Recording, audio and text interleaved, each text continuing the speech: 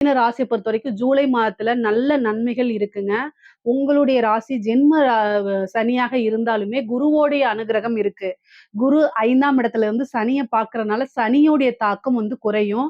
அது போக சூரியனும் குருவும் சேர்ந்த இணைவு பூர்வீக ரீதியா இருக்கக்கூடிய சொத்துக்கள்ல இருந்த பிரச்சனைகள்லாம் நீங்கி சொத்துக்கள் சேர்றது, திடீர்னு ஒரு அதிர்ஷ்டம் கிடைக்கிறது, லாட்டரி, புதையல் அப்படிங்கக்கூடிய யோகம் கிடைக்கிறது.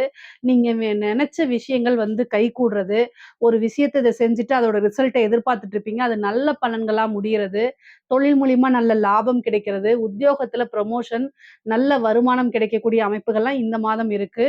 இந்த மாதம் முன்கோவத்த தவிர்த்துக்கணும். 3ஆம் இடத்துல செவ்வாய் இருக்கனால சண்டை சச்சரவுகள் அதிகமாக வரும்.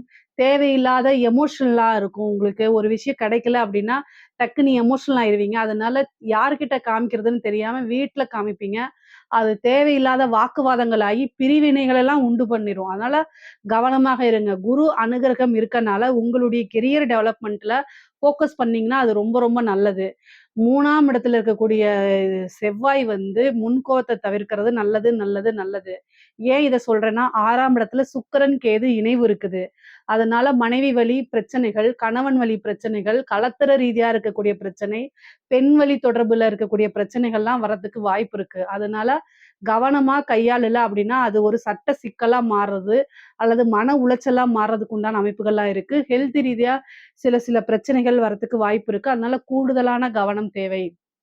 4ஆம் இடத்துல இருக்கக்கூடிய புதன் வீடு மாற்றம், இடமாற்றம், தொழில் மாற்றம், உத்தியோக மாற்றத்தெல்லாம் உண்டு பண்ணி குடுக்கும். அது மட்டும் இல்லாம சிலருக்கு திடீர் திருமண பிராப்தத்த குடுக்கும். புதன் 4ஆம் இடத்துல இருக்கனால திடீர்னு வீடு வாங்குறது, வாகன பிராப்தியும் உண்டு பண்ணி குடுக்குங்க.